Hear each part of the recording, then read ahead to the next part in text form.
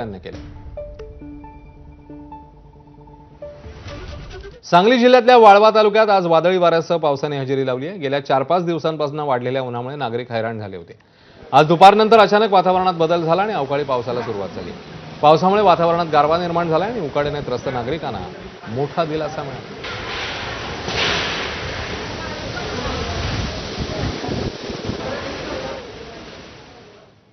तर गोंदियामध्ये वाढत्या उष्णतेच्या पार्श्वभूमीवर नागरिकांना दिलासा देणारा निर्णय घेण्यात आलाय।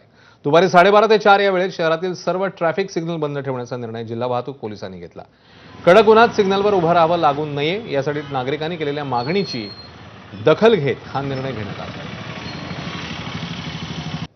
नागरिकांनी विनंती केली होती की गोंदिया शहरातील तापमान वाढत आहे, तर गरज नसेल तर सिग्नल बंद करावे। तर या सर्व गोष्टींचा विचार करून सर्वे करून साधारण 12:30 ते 4 वाजेपर्यंत ट्रॅफिक कमी असेल त्या वेळामध्ये आम्ही सिग्नल बंद ठेवण्याचा निर्णय आदरणीय पोलीस अधीक्षक साहेब यांच्या मार्गदर्शनाखाली घेतलेला आहे। पंढरपूरमध्ये सध्या सूर्य अक्षरशः आग ओकतोय। उन्हाचा येलो अलर्ट देण्यात आलाय। अशातच आता मंदिर प्रशासनाने मंदिर परिसरात छत लावण्यास सुरुवात केली आहे। रस्त्यावरही पाय भाजू नयेत म्हणून ग्रीन मॅटच्या पट्ट्या अंथरण्यास सुरुवात झाली आहे। उन्हापासून संरक्षण व्हावं यासाठी भाविकांकरता मंदिर परिसरात मंडप उभारण्याचं काम सुरू आहे। बातमी अहिल्यानगरमधून आहे। अहिल्यानगर जिल्ह्यामध्ये उन्हाचा कडाका वाढलाय। तापमान 40 अंशांपर्यंत गेलंय, त्यामुळे शाळेच्या वेळेत बदल करण्यात आलाय। जिल्हा परिषद अंतर्गत येणाऱ्या सर्व माध्यमांच्या आणि सर्व व्यवस्थापनाच्या शाळांच्या वेळेत बदल करण्यात आले असून दिवसभर असलेली शाळा आता सकाळी 7 ते 11 पर्यंत सुरू राहणार आहे। थेट उन्हाळ्याची सुट्टी लागेपर्यंत शाळेच्या वेळेत बदल करण्यात आले आहेत। हवामान खात्याने उष्णतेच्या लाटेचा येलो अलर्ट जारी केलाय। उष्माघाताचे दुष्परिणाम टाळण्यासाठी निर्णय घेण्यात आलाय। जिल्हाधिकारी डॉक्टर पंकज आशिया यांनी याबद्दलचे आदेश काढले आहेत। एसटी महामंडळाच्या प्रवास भाड्यात 2 रुपयांचा स्वच्छता अधिभार लागू करण्याचा निर्णय झालाय। 15 एप्रिलपासून प्रत्येक प्रवाशाकडून 2 रुपये याप्रमाणे अधिकचं शुल्क आकारण्यात येत आहे।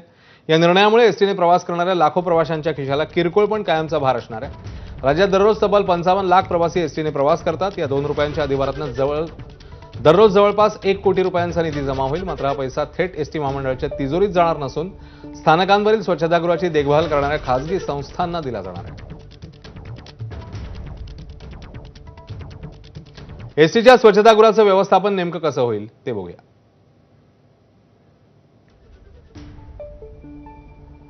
एसटी महामंडळ एकूण आहेत 267, सुलभ इंटरनॅशनल 107, मेहकर वाल्मिकी समाज 77, अन्य संस्था 113, एकूण बसस्थानकं 564 असं हे एकूण एसटीच्या डेपोंचं व्यवस्थापन जे आहे ते पाहायला मिळतंय स्वच्छतागृहांच्या दृष्टीने। तर 2 रुपयांच्या स्वच्छता अधिभारातून किती कमाई होणार आहे ते बघूया। रोज साधारण 1 ते 1.25 कोटी रुपये यामुळे जमा होतील। महिन्याला 30 ते 35 कोटी रुपये इतकी कमाई होईल। 564 बस स्थानकांना महिन्याला 6 ते 7 लाख रुपयांचा निधी देणं यामुळे शक्य होईल।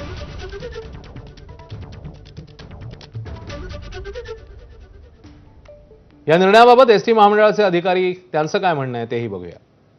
छत्रपती संभाजीनगर विभागामध्ये स्वच्छता अधिभार हा तिकिटामध्ये समाविष्ट करण्यात आलेला आहे। दैनंदिन प्रवासी संख्या आपली जवळपास 1,20,000ची आहे पूर्ण विभागामध्ये आणि त्या अनुषंगाने सर्व अंमलबजावणी आपली झालेली आहे।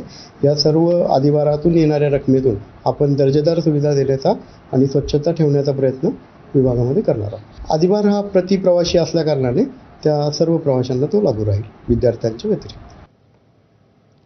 दुसरीकडे उन्हाळी सुटीच्या पार्श्वभूमीवर एसटी महामंडळाने 10% हंगामी वाढ केली। सामान्य बस सेवा, निमाराम बस आणि रात्रीच्या वेळी धावणाऱ्या गाड्यांच्या तिकीट दरात 10%ची वाढ झाली आहे। त्यामुळे सर्वसामान्य प्रवाशांच्या खिशाला फटका बसतोय। वाढलेली गर्दी हाताळण्यासाठी इंधन आणि देखभाल खर्च भागवण्यासाठी महसूल वाढ आवश्यक आहे असं महामंडळाचं म्हणणं आहे।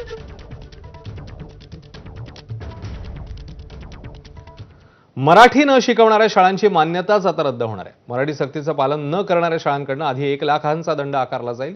दंडानंतरही मराठी न शिकवल्यास शाळेची मान्यताच रद्द होणार आहे। याबाबत राज्य सरकारने नवे आदेश जारी केले आहेत। मराठी सक्तीसाठी शिक्षक विभागाकडून सविस्तर कार्यपद्धती निश्चित करण्यात आली।